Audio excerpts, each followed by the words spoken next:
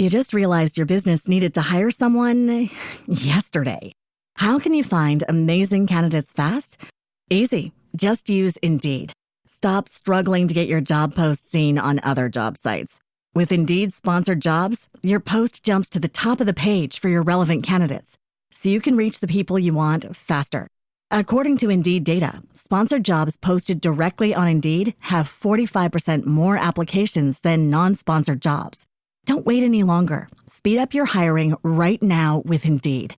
And listeners of this show will get a $75 sponsored job credit to get your jobs more visibility at Indeed.com/PODKATZ13. Just go to Indeed.com/PODKATZ13 right now and support our show by saying you heard about Indeed on this podcast. Terms and conditions apply. Hiring? Indeed is all you need. Thanks for selling your car to Carvana. Here's your check. Whoa, when did I get here? What do you mean? I swear it was just moments ago that I accepted a great offer from Carvana online. I must have time traveled to the future. It was just moments ago. We do same-day pickup. Here's your check for that great offer. It is the future. It's the present and just the convenience of Carvana. Sorry to blow your mind. It's all good. Happens all the time. Sell your car the convenient way to Carvana. Pickup times may vary and fees may apply. Hey there, it's Tim with Oklahoma On Stage. Welcome back to your one-stop shop for all things theater in the great state of Oklahoma. We appreciate you joining us. If this is your first time, you can also find us on Facebook and Instagram, and our website is oklahomaonstage.org. There you can find all of our past episodes, a newsletter, which is just around the corner, as well as a monthly calendar of events going on all around the state. If you'd like to add anything to that calendar, an event, a production, or audition, just email us at oklahomaonstage@gmail.com. Also, send us any comments or questions that you might have to that same email, or you can use the contact form there on the website. We'd like to ask that if you like what we're doing, please leave us a rating and or a review. That kind of helps people find us and lets us know how we're doing. Again, thanks for joining us. We've got a great one for you today, so let's just dive right in. Oklahoma on stage, the stories come alive with drama, dance, and music. The arts always thrive. From center stage to backstage lore, Oklahoma on stage, there's always something more. Welcome back, everybody, to Oklahoma On Stage, your go-to resource for all things theater in the state of Oklahoma. I am blessed this week to actually be sitting on the set at the Pollard Theatre of The Shark is Broken. So be sure and get your tickets now to see this wonderful show. And I'm sitting here with the artistic director and cast member of Shark is Broken, Mr. Jared Blount. That's me. And did I say that correctly? You did. Oh, cool. Yeah. I've done that before and actually totally butchered somebody's name, and I really hate doing that. So I'm glad that I got yours right. You got it. You nailed it. So I'm glad you guys are and also Larz. Yes, sir. Larz Justice. Larz Justice, who is also a cast member of The Shark is Broken, has joined us as well. I pulled him into it. He got roped in as we were setting things up, and so hey, we'll include him. Why not? Happy to be here. All right, so we're going to just kind of start with the elephant in the room, as we always do. Jared, how did you get started in theater in Oklahoma, and what first drew you into theater? Well, I've always been very full of myself, so I think it was that's always a plus. Yeah. I think it was a situation where I wanted people to see my immense talent. What I was a fan of was movies when I was a kid. I loved movies, and I don't remember the first play that I saw, but I was kind of like, oh, you can do this in front of people. Like, that's cool. And in public. Right. And like I said, I don't remember what the play was, but I just talked to my parents ad nauseum about how I wanted to be involved in some way. And I wound up getting an agent in Oklahoma City, and I got hired to do a few commercials. And the first commercial I did was for the Kentucky Farm Bureau. Okay. And I played a baseball player, which is absolutely insane if you know me at all. And the lady who was doing my makeup said, hey, you should do some theater. And I went, oh my gosh, it's that thing that I know about where you can get up and perform in front of people. Yeah, I went and did You're a Good Man, Charlie Brown, with a theater that Ben Hall ran at the time called City Youth Theaters. And I think I was about 12 years old. And so I've been doing that ever since I got involved. And I love the collaborative process of theater. I love being able to work with other artists and, just be authentic and fun and engage with people. It's a lot of fun. I've just been addicted to it. I have an addictive personality. Same. Yeah. So, Larz, what about you? How did you get started in theater? Oh boy. Did the odd Christmas play, in 4th grade, but I think it was probably 8th grade in middle school. They auditioned their first musical ever. It was Schoolhouse Rock Jr. And I fell in love with it instantly. None of the other guys that I was hanging out with liked going to choir class or being involved in acting, but I was like, I really enjoy this, and it's really been nonstop ever since. It's amazing how the bug bites. Yeah. And so I know I have a listener that is a good friend of mine now because of this process, and he shared the story that he had never, growing up as a kid, school, things like that, never got involved with theater, never had anything to do with it until he was married, and one of his children got involved with it at school, really loved it. The next child down got involved, really loved it. And he just thought, you know what, I could probably do that too.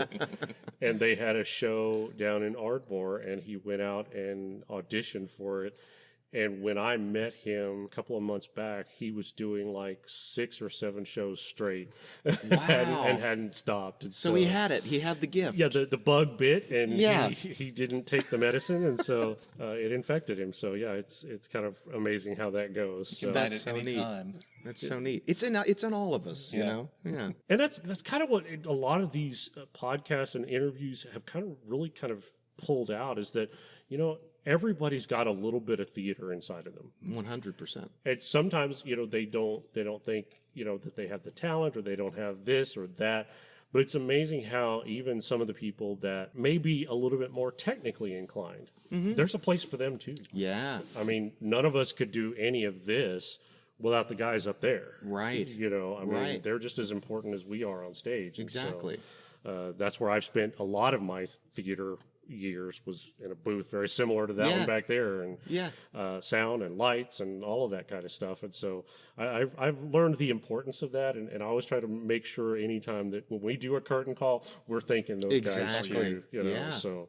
So they may not be on stage, but they're definitely every part of the show. So huge part of it. So can you share a defining moment in your journey that solidified your passion for theater? Ooh. I can think of a moment where I had an awareness of what I was doing, I think, and that maybe helped carve out my path in wanting to do it, full time. I went to a school called Oklahoma Christian Academy in Edmond, and they put on a production of Fiddler on the Roof, and my brother was in that show too. Anyway, I was doing Tevye. I don't know how it happened. I think my theater instructor just appreciated me and maybe how silly I was. But I was doing that show, and there was some song about. It shows how well I know Fiddler on the Roof, because I can't remember the name of the song. I was doing a song, and I was like, I considered theater and what I was doing to be a very self-serving thing, and I thought, what can I do to really make myself stand out in this moment and make it appear as though I'm really feeling this song. And at some point, it just clicked in my head that I shouldn't be doing this to try and convince anybody of how good I am. I should be doing this to serve a story. And that thought alone just started triggering tears in my eyes, and I was kind of like, oh my goodness, this is why this is magical. This is why people enjoy this, because we're serving a greater purpose than just watching ourselves under a spotlight. So yeah, I think that was probably when I had an awakening in theater, and I kind of went, oh, I should be involved with people and do this with people that enjoy the storytelling and the collaborative nature of theater itself. It's not about me. And that's one thing that I always try to impose, I guess you could say, on young actors. Yeah. Is that the number one thing that we do as actors is we tell stories. Yes. sometimes, and we talked a lot about this during the Diary of Anne Frank, that, a lot of times when we get on stage and we're portraying characters, and I guess, The Shark is Broken is very similar to this too. A lot of times we're bringing to life made up people, fictional characters. Now, they were real to the author, of course. Sure. But it was just a made up story.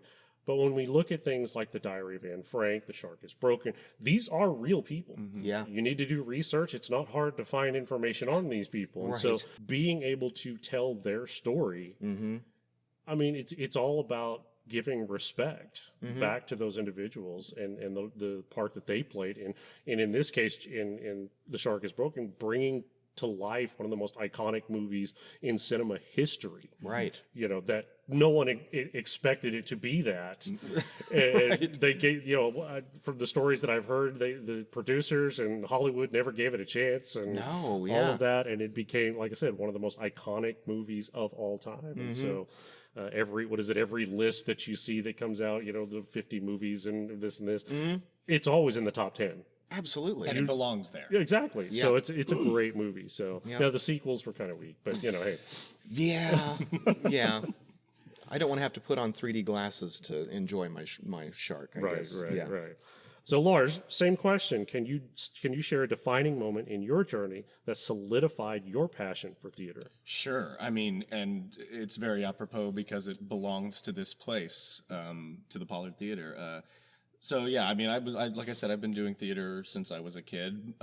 Went to college at UCO for music theater for a very short amount of time, and around that time, the passion was sort of waning a little bit, you could say, and so I started to think, well, this is fun, but should I maybe do something a little more practical for my life? And then my good friend Matt Alvin Brown, who is directing the show here as well, at the time told me, hey, I'm doing a play up at the Pollard Theatre that you should really come and see. And I was like, all right, sure, whatever.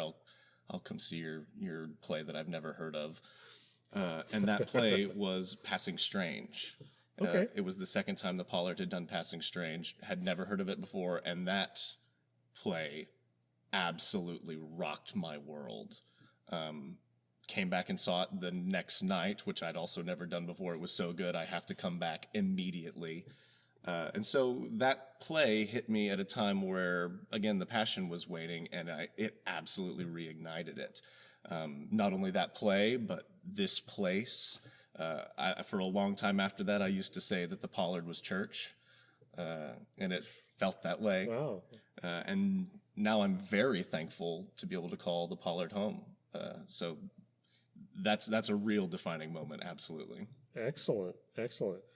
So, Oklahoma has a very rich theater scene, as we kind of talked about beforehand. I didn't know that there were as many theaters in the state, and I'm still getting things coming in, from all over the place.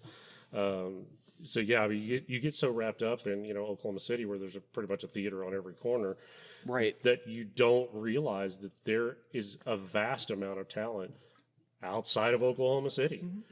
Tulsa, it has a very vibrant theater community, which it makes sense. But we're talking about places like Lawton and Duncan and Ardmore and Enid and Muskogee, and McAllister is putting on Broadway level productions and things like that. So there's so much talent in this state. How do you think, even just in your slice of the state, how do you think that theater has evolved over the years? I think it's becoming more accessible. I think that, the kind of shows that I grew up knowing about were things like Sound of Music and a lot of Rodgers and Hammerstein and, Les Mis and all these things. And there wasn't really an alternative theater scene. And it seems like it's kind of opening up. The accessibility of it is, I started listening to Avenue Q and I was like, this is a show. Of course, shows like Little Shop of Horrors and fringe shows have always existed, but it seems like there's a lot more like, hey, here's a little 4-person show. They're going to play some rock songs, and this is a show that's on Broadway, and you kind of go, oh, well, we could do that. Yeah. You know, we could do something like that. Even something like The Shark is Broken. It's like, oh, it's a 4-person show. Or, Now, do you guys 3-person sing? show. The Shark does. The shark sings. Okay. Yeah. He only has the 2 notes. But I don't know. I think that it's like people can do just about anything they want to now. And certainly with technology being where it is at today, you don't have to have a bunch of fly systems necessarily. You can have a decent projector, get a bunch of various scenes, but to me, that's how it's evolving. It's evolving in more people have the ability to do it. I don't know if you know, it could be considered Broadway caliber or what have you, but I think that it just seems easier to do, and it seems easier for people to have access to do it, I guess. That's probably not a great answer, is it? I think it's a great No, answer. it's a great answer. Is that a Yeah. good answer? Sure. Oh, thank God, It's guys. a diverse medium. It's a diverse medium. There you yeah, go. yeah. That's why I keep Larz around, is he just says the things. Helps to that- articulate what you're thinking. Yes, yeah. I'm very bad at it if I don't have a script. A lot of times that's my wife. So, you know, she usually kind of helps me give words to the stupid thoughts that I have in my head. Yeah. So, you know, I think it's an I'm eight. drunk is the problem. I'm Well, just okay, well, there's that too. Okay, so you've been involved with Pollard for theater for many, many years. So, what was the transition like from director of media and technology to the artistic director? I was awful. It was really terrible. I worked here since 2011, I think. I became a full-time company member in 2014 or 15. And, you know, I learned under the tutelage of Jerome Stevenson and really all the company members that worked in this building. And all the time, you know, he would tell me, he'd say, you know, one day I'm going to have you do this. And I'd be like, you're nuts. Like, you're silly. Like, you're going to be here for the rest of your life. Like, I'm going to make you stay here. And then the pandemic happened, and it just became the situation where he said, hey, I think it's time for me to move on. And that thing that I've been telling you for several years, I think it's time for you to do. Here you go. Right. But no, he was and is an incredibly supportive mentor. And so he made it, he calmed a lot of my fears about it, even though I still have a great amount of them to this day. But he really helped me kind of fill out the role pretty well. But it was absolutely terrifying. I mean, you know, I was primarily an actor who got the director of media gig because I knew how to run sound and I could design things every once in a while, but I never ever wanted the responsibility of being the guy that had to drive a ship. You know, I'd much rather be the guy getting drunk in the below decks or whatever.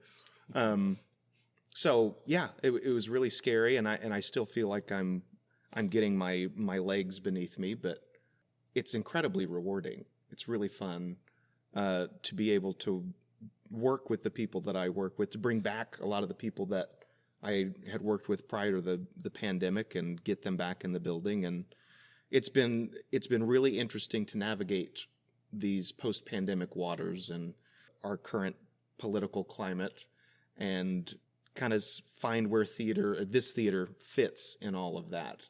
So yeah, it's challenging, but it's great. And that transition again, yeah, was really awful. But I love it. I'm really happy to be here and to be doing it. Well, good. You brought up and mentioned your predecessor, W. Jerome Stevenson. Yeah. What are some of the lessons that you learned from him? Oh my God. I learned you don't stand under a ladder while someone's at the top rung. You might catch some smells. No, I too many things really to count. I think I sent him a long text whenever this transition was happening that just kind of said, "Hey, you know, you're like a second father to me." You know, he really, as far as being authentic and honest on stage, I think that's probably the biggest thing that I learned from that guy.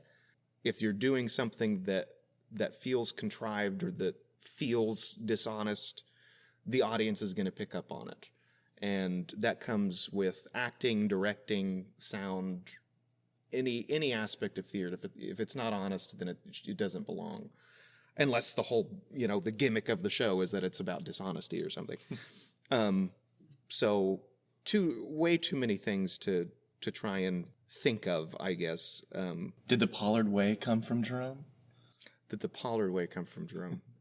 Okay, now you're going to have to explain that. Probably. We have this saying here that there's the right way, there's the wrong way, and then there's the Pollard Way. The Pollard Way is do what you got to do to get it done. You just got to do what you got to do to get it done. Yeah. It's kind of life, isn't it? I think so. Yeah. I'm sure that came from Jerome. There's a lot of things. Again, too many things to count. But overall, it was that man taught me a lot about patience and about how theater is a very selfless thing when you're behind the scenes, like we are all the time. And it's taught me to be good at certain things, and that it's okay to not be good at a lot more. That's fair. That is fair. Yeah. Okay, so this question, we'll throw this out to both of you guys, and Larz will actually go with you first. Sure. What's been the most rewarding part of being a part of the Pollard? I mean, it sort of ties in with that story I told before, but like this place is home. I think when you first become an actor or become involved in the theater at all, you have lofty ambitions. We go to school, everybody's like New York, or if you want to be a film actor, LA. And then at a certain point, at least in my case, you go, okay, I could do that and fail miserably. Or I could actually, I hate framing it as a lowering of expectations, but what it is becoming realistic and going, what I could do is find a home somewhere close by with people that I know already, that are up my alley. And man, did I find that here. Yeah. And I'm proud to be a company member here. I'm 6 months into officially being a company member here, and it's quite literally a dream come true. Yeah. Even in realizing how difficult it is going to be a part of a small team trying to run a professional theater, I have joy every day working with people like Jared, working with Timmy. I do. So I think that answers your question, but it's this place is home. Yeah. And it feels that way. And I've always had issue with the fact that we as actors we frame our success around Hollywood and Broadway. Yeah. And the whole reason for the podcast is the fact that we have a very large amount of talent here in this state. Yeah. And I think, just like you said, I don't think it's lowering expectations to be good here because, again, we're telling stories to an audience. Yep. There's an audience everywhere. It doesn't have to be just in New York or in LA. Right. I think it's that way. So yeah, I don't think it's lowering expectations. I think it's just shifting perspective. People in Oklahoma deserve good storytelling too. Absolutely. And if you think about the history of Oklahoma, some of the best storytellers came out of Oklahoma. Yeah. Where would we be without Will Rogers? Right. One of the greatest storytellers of all time. Yeah. And so, I think whatever. Okay, so back to you, Jared. What's been the most rewarding part for you? I'd say working with the people here, for sure, but also being able to be able to tell stories to the people that are in this community and in this particular part of the state. I think it, in a way, kind of ties in with the accessibility bit. But one of the reasons I fell in love with this place was, you hear about there's going to be a show in this small town, and you're kind of thinking, well, I shouldn't expect too much. I shouldn't anticipate to be blown away. And it was exactly the opposite. I came here and I was touched. I mean, I was weeping. And I feel like a lot of people feel that when they come here. I'm sure when they go to a lot of theaters in Oklahoma, where it feels like the people on stage are connecting with you as an audience. And it feels authentic and real because it is. And so that's what I love about this space. It's intimate. It's what I love about being able to perform here in the middle of Guthrie, Oklahoma.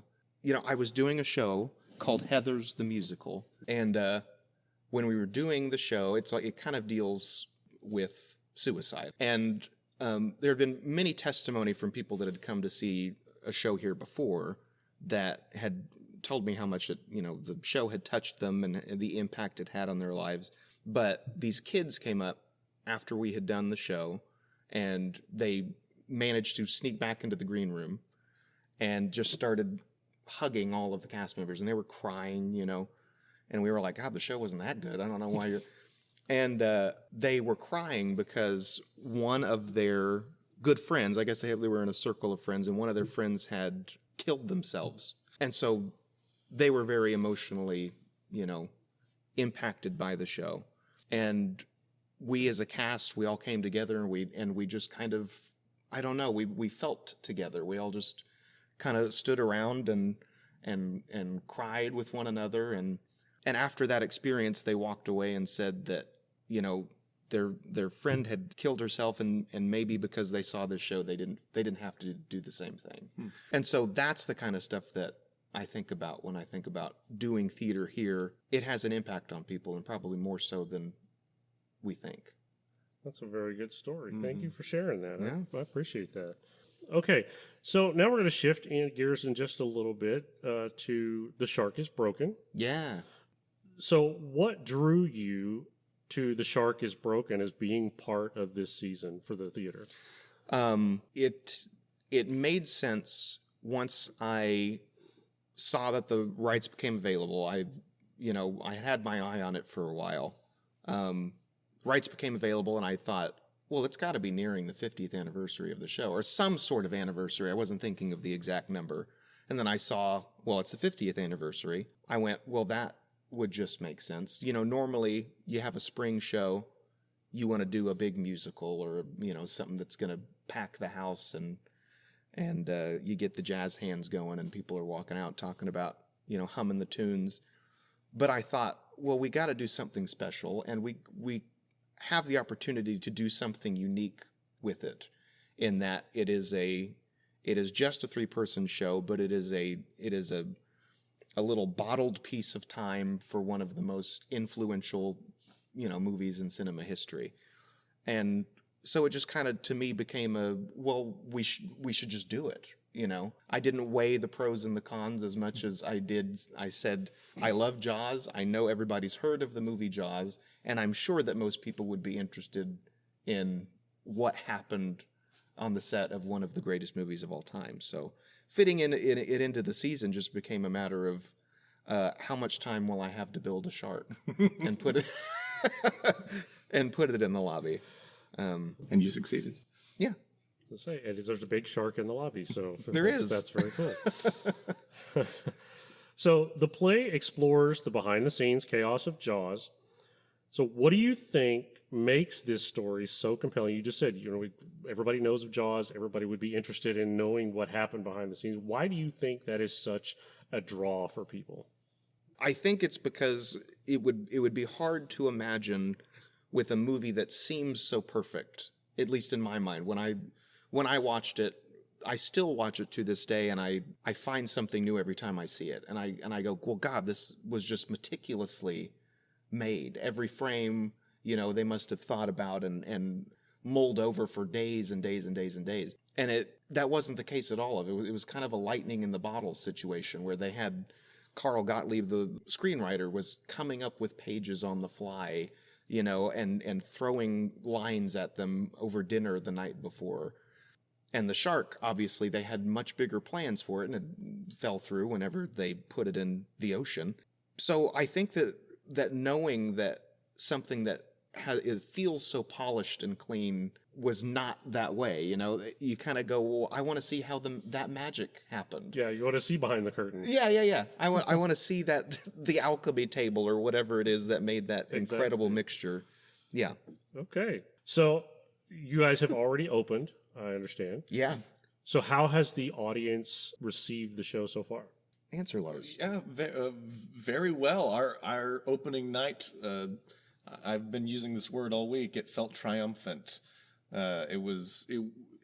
We rehearsed this thing and we rehearsed it, and it's a lot of lines, but also we kind of settled into it probably about 2 weeks out from the opening date. So we were in that time where it was like, all right, we need folks here to watch this thing or else we're not going to grow. And opening night felt that way.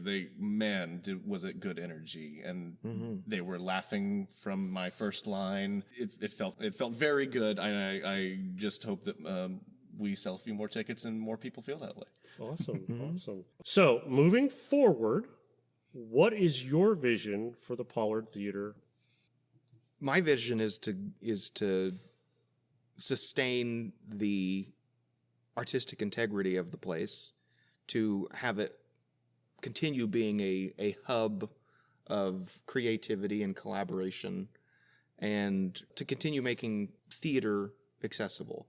And whether that be a musical, a play, concerts, comedy acts, what have you, I want people to be able to make a drive together, or people within the community to step next door and come experience some art. So that's my vision, is however that grows and branches out is left to be seen, but maintaining its artistic integrity and honesty in its storytelling, I think is the main gig. So one of the things that is kind of a going tradition with a lot of theaters is embracing the new and the now and all of that. Yeah. Has there been any thought in your process on how to keep the tradition of the Pollard alive? Certainly, it's on my mind all the time. I mean, sitting here in this room, you're surrounded by history. I mean, it's like this building was built in 1901. Those paintings that are on the audience can't see them. I'm pointing at a wall. Those are all, original. There, you can look up there, and that's, where the old projector set for the when it was a movie house. It's also where the segregated seating was back in the, so it's like you're surrounded by. We're not trying to maintain that particular. I was going to say, that's a good segue. No. That's not what we're maintaining. I'm saying that the history of the building is here. So maintaining the artistry of it, I think, is what's important. So moving forward, it's always like the now. What do you mean by the now? I'm sorry. Oh, it's just, there's a lot of theater that people in Oklahoma don't know about. And so when people bring current hits and things like that from Broadway that people haven't heard of, trying to stay, I don't want to use the word relevant because I don't want to say that new is relevant and the old isn't, but sure. I think it's kind of the difference between some theaters stick primarily to the classics and want to focus in that arena, whereas others want to push the limits and try to see how modern and edgy can we be and things like that. I want to put Anne Juliet on our stage and see if anybody gets it. And things like that. Yeah. Sorry, I'm drunk. It's like I said before. We should point out that Jared is sober. I have been sober. I'm not actually drunk. No, yeah. I can't see his pupils from here, so I can't say that. I'm not. I swear to God, I'm not. No, So what is it? No or yeah? No, yes. Yes, no. Well, you keep a good variety of programming, I think. I think it's versatile. Yeah, we added the Pollard Performance series when we came back from the pandemic, and that was I don't know if it was the first incarnation of having acts come through the theater, but certainly the first time in a long time that we decided to start bringing in bands and comedy acts and things of that nature. And so variety is I think, important in keeping it current. It also brings a litany of people that have never been to the theater before, would probably wince at the Sound of Music or any Rodgers and Hammerstein, but would go see a band cover Pink Floyd, So I think that's a good way to keep people coming in for sure. I don't know if theater will ever not be relevant. I hope not. When you got Netflix and you got all those cool streaming things, and you can certainly watch it from the comfort of your own home, but it's not really an experience. Oh, yeah. And at some point, whenever the air raid sirens blare and everything goes kaput, we'll still be doing theater. Somebody's going to be acting somewhere. Exactly. Theater will still be happening. So sure. As far as keeping things fresh and new, the Pollard Performance series is, I think, a cool addition to that. Bringing in The Shark is Broken is a cool new show. It's the regional premiere. It just hopped off Broadway, so yeah, got to bring people in to see something that was just there, I guess. But also, you can catch a territorial Christmas Carol here every Oh, year. that's been going on. Yeah. So a little bit of everything. Mm-hmm. Sure. And have you guys been a part of that show? Yeah. Good. Yeah. You for how long now? I just finished my 3rd year in a row playing the Ghost of Christmas Present and a territorial Christmas Carol. And it's lovely. It's a whole different thing, that show, as well. Anyhow. It is. Yeah. Yeah. I started in 2011. Timmy, who's our development director, has probably, I think you said since 99. So it's been going on for a while. But that's our staple. Sure, yeah. Most people know the Territorial Christmas Carol, and they know about the Pollard for that and things like that. So yeah, I get it. So are there any upcoming productions or initiatives that you're particularly excited about other than The Shark is Broken?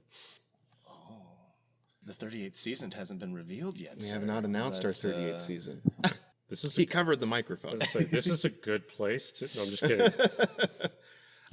You could at least drop some hints anyway. Sure. I'll drop a hint. How can I do that? I hope you'll join us. It's too niche.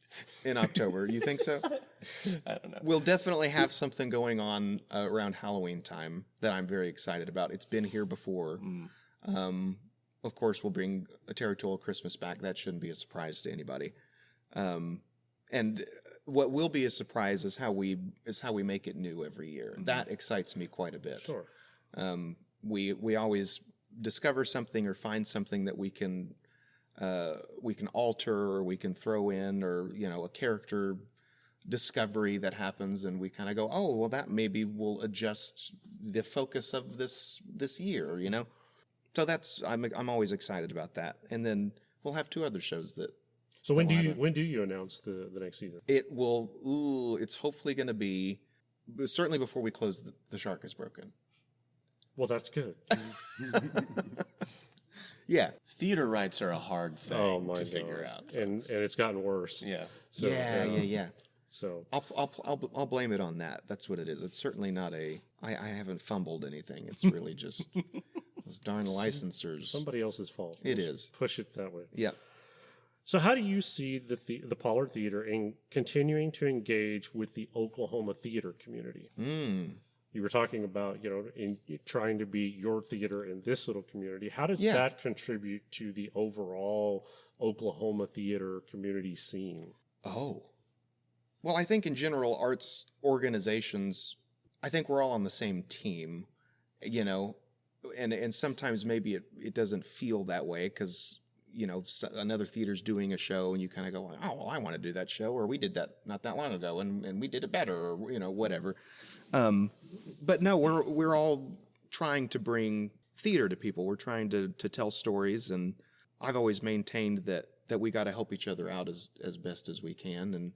And I feel like audiences can pick up on that when we collaborate within the building. They can tell when we collaborate with other organizations, and the Pollards always had a long time gig of co-producing with other theaters. City Rep was a big one, co-producing with Lyric Theater and things like that. So I don't know. I feel like we all got to stick together, and naturally that just kind of happens if when you're doing theater in the state of Oklahoma, you kind of go, hey, do you guys still have that costume piece for that, or do you got this set piece from? And we've always had really good relationships with other theaters in town, other artistic directors. I've got to pick their brains about things. Don Jordan, who was up until recently at City Rep, he's always offered words of support and encouragement, and he's located in Texas, So, yeah, I think that as long as we keep doing what we're doing and realize that we're theater people in the middle of Oklahoma. Well, I'll say as a former audience member of the Pollard Theater, what drove me up here to make the 30-minute drive from Oklahoma City to come to Guthrie to see plays was it always just seemed like the cool stuff was happening up here. You know what I mean? Like, again, I'll bring it back to Passing Strange, but And then I was in American Idiot, so I didn't get to see this, but I don't know that I challenge them. I don't know that another theater in the state could have done a show like American Idiot as punk rock as we did it. So I think you're coming to see cool, maybe off the beaten path stuff here. But again, it's a variety. You can also come and see SpongeBob the Musical and have your kids have a good time. Absolutely. Yeah. So that's actually a fair challenge. I want to see any of our listeners hear that challenge and say, we can do that. I dare you. And just see what happens. I just want to see American Idiot again. Yeah. You can't do it. You can't do it as punk rock as we did. Yeah. Now let us know when you're doing it, and we can come see and it. we'll be there. The timing's right. And they can say they're sorry. Yeah. Exactly. Okay, so as I mentioned before we went on the air, I like to kind of throw some curveball questions at my guests. Where's my alcohol? Just to kind of play have some fun and things like that. And we've got an interesting thing today. I've got a couple of curveball questions, but we're going to end with what we call the lightning round.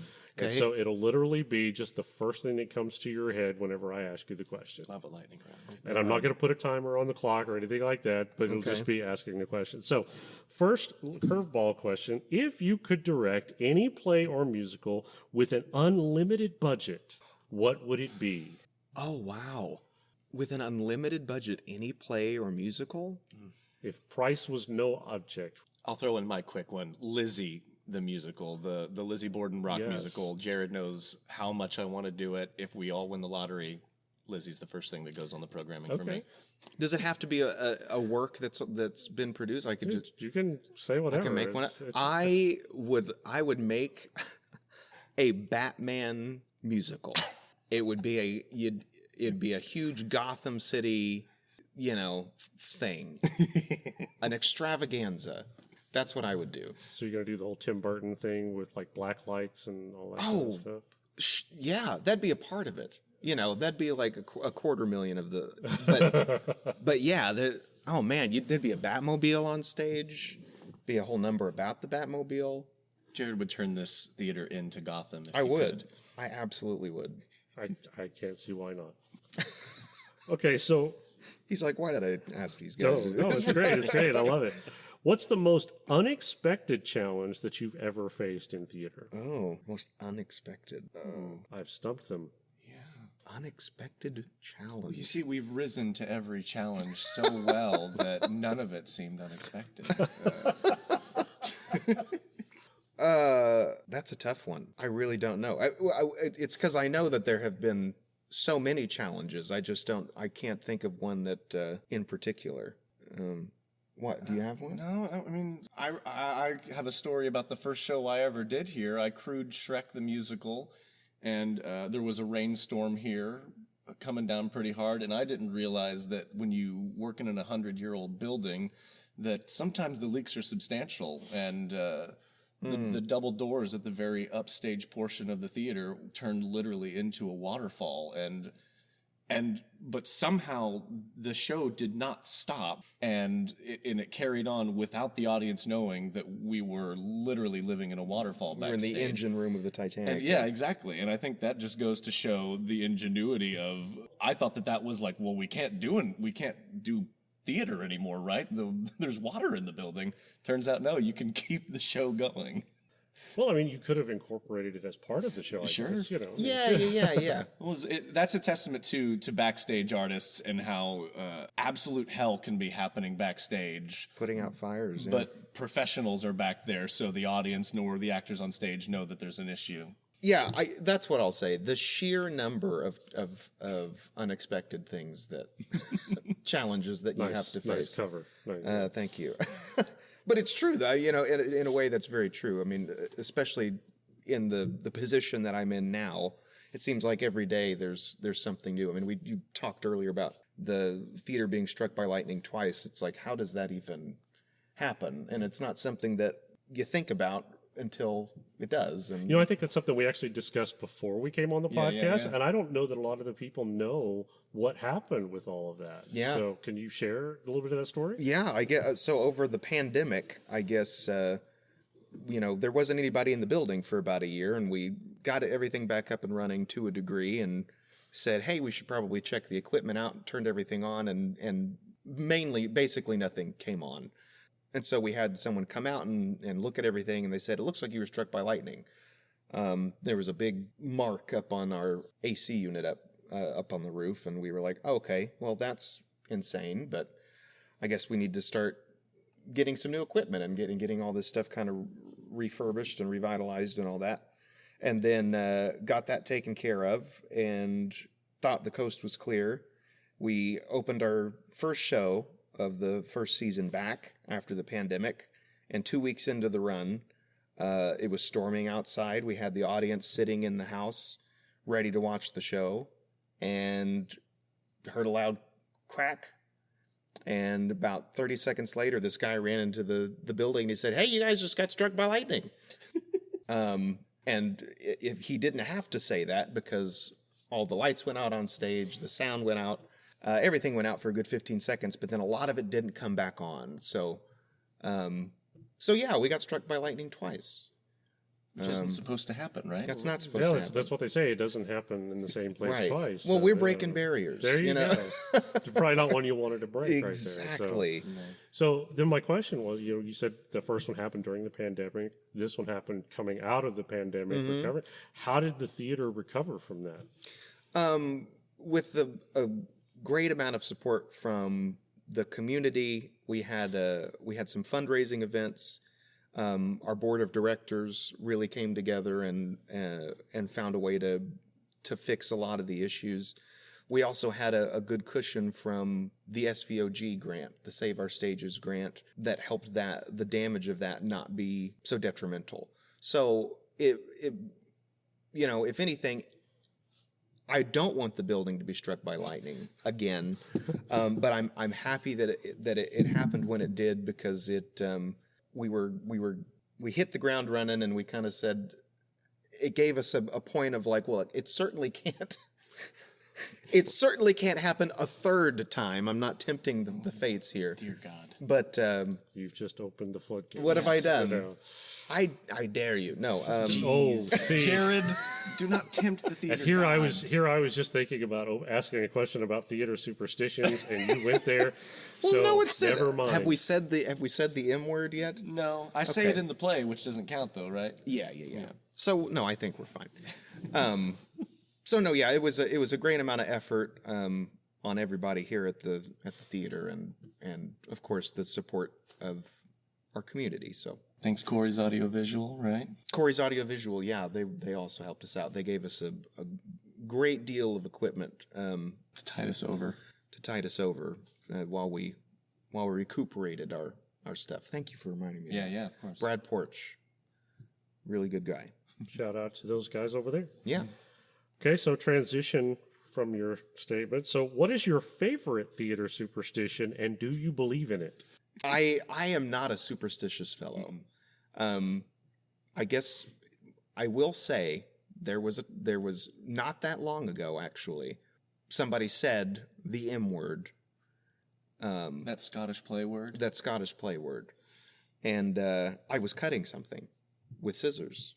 And he said it, and he left the building, and not 5 seconds later, I slipped and sliced my... You can actually see...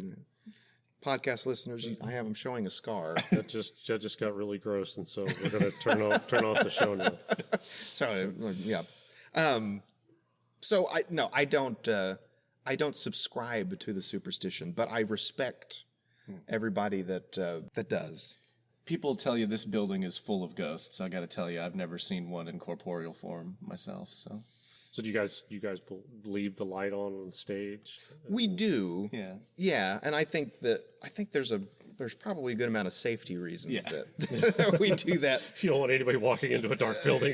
Yeah. That's the real point of a ghost light, and I think we all know. I think it is. I can't imagine a ghost dying a second time. And, it was interesting. The show I just did was the first time I'd ever heard the superstition about whistling backstage. Yeah. Yeah, someone was just saying that. Was brought up the other day. I was just like, I had no idea that was a thing. Because that's how the flymen communicated or something? Because so many of the workers that they used to have came from ships. Yeah. Right. And they used to whistle to, cue each other on the ships and things like that. So they carried it over here. Yeah. Well, then when somebody got backstage and whistled, they thought it was a cue. And I see. So someone gets hit by a fly line. Yeah, somebody got hurt and all that kind of stuff. So you don't whistle backstage, So even though we don't do that anymore. Right. Sure. Right. Very few theaters do operate that way anymore. So if you had to describe the Pollard Theater in 3 words, what would those 3 words be? See, everybody always wants the one word. So we'll just throw out the one word. I'm going to throw 3. So 3. Describe the Pollard Theater. Good fun times. There you go. That's lame. Acceptable, I suppose. That's fair. Yeah. What are yours? Oh God. Something more substantial than that. Well, but see, that's the problem. Is I can't think of anything. That's why I said we use these at the end, so you can't think of anything at this point. So yeah. Why have you done this? Because it's a lot of fun. Great fun. Yeah, his isn't any better. It's not. It's not. I'm going to steal Larz. I think it's a good fun time. Okay. Yeah. That's actually, I actually liked it when he said that. I thought it was a really good one. Well, maybe we should just make that the... That's the new slogan for Pollard Theater. Good fun time. There you go. I like it. 38. Could be a good marketing thing. I don't know. Okay, so are you ready for the lightning round? Oh, my God. It's all you, Jared. Oh, he's just throwing in the flag.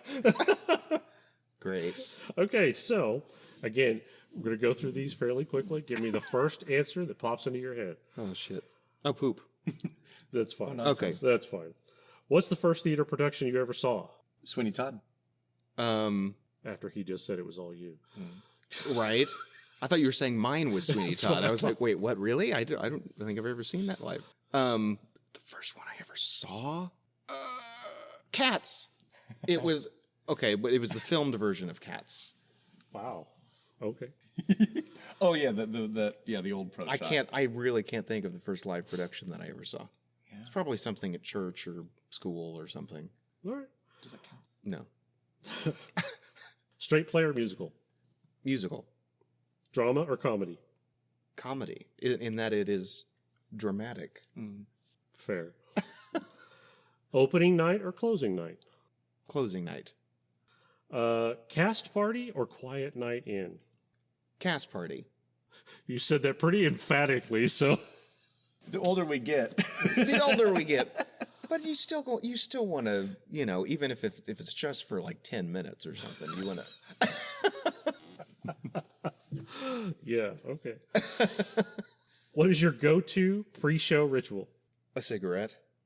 That's always a plus. If you could have dinner with any playwright, living or dead, who would it be? Ooh. Oh. Stephen Sondheim. Stephen Sondheim is the answer. He was feeding that into your brain. I could see it. Yeah. I mean, Stephen Sondheim. Okay. What's the weirdest theater suspicion you've ever heard? I mean, they're all pretty weird. That's why they're superstitions, right? Exactly. Here's one you ever heard. Do you have one? I can't think of any beyond the 2 we've already mentioned, honestly. I know there's more. I will say this place has cleared me of my fear of walking under ladders. I do it all the time now, but that's not specific to theater. Oh, I mean, the Scottish play one is so silly, but it's also, there's so many, everyone's got a story. Yeah. Even if you're not superstitious, there's something to back that one up. Sure. And so it's so funny that we're like, we don't say this play, but... I think that the one of the weirdest ones ever suggested to me, which I don't know if it's a superstition, but rather just an odd word of caution. But don't ever go over your lines before you go on stage. And I was kind of like, well, that's weird because wouldn't you want to? But I've done it before and it was not great. And tripped. It got me hyper fixated on my lines. So, by that point you should know it while you're going over them.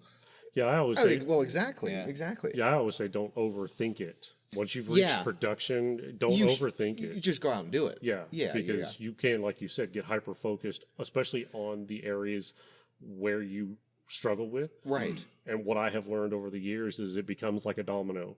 When you trip over one, eventually you trip over another Yeah, and then yeah, another yeah. because you're thinking about it too much. Right. And so I think when it comes to the closer you get to production, you've got to get out of your head. Sure. Yeah. And definitely just let it live. Just let it be. Exactly. You know. Yeah. Although to counter that, before opening night, I had a lot of nervous energy, and so in our pre-show cigarette, I just started speed reading our first scene, and it actually did get me calmed down a little bit. Yeah, and maybe that wasn't for the purpose of getting the lines, but rather getting maybe I was into going to say, getting rid of some jitters. Yeah. So that's cool. Okay, final one. One word to describe The Shark is Broken. Fun. Well, that was nice and weak. Here we've been pumping this show up for half an hour. And it's fun. Impressive. There you go. Whoa. Okay. He went with 3 syllables. Dang it. Dang it. I'm not even going to try and. No. Okay, we're going to go with that. So, guys, thanks for being a part of this. Thanks for being good sports and doing this. So, as we wrap up, how can people, if people want to be involved with the Pollard Theater, how can they get in touch with you? We have a cool page on our website that's dedicated to getting involved. It's got volunteer signups. It's got you can sign up for a newsletter. We have audition signups and all that kind of stuff. So if you go to our website, thepollard.org, that's where you can find all that stuff. And then if you're looking for tickets for The Shark is Broken, and that was my next question. It can also be found there, or you can contact our box office at 405-282-2800. Very good. And all of those links will be on our in the show notes for this episode, so be sure to check those out. Also, be sure to get out and check out The Shark is Broken. This set is very, very good. It brings you into the movie, and so it's really, really good. It's a good time. It's a good fun time. It's a good fun time. There you go. See, it's fun. It's gonna get stuck now. Guys, thank you again. Appreciate you guys being a part of this. Thank you. Thank you for taking having your us. time and being good sports and everything. For everybody else that's listening to the podcast, we appreciate your time, taking your time out of your day to give to us. We appreciate that. And above all else, please continue to support the arts. Oklahoma on stage, the spotlight.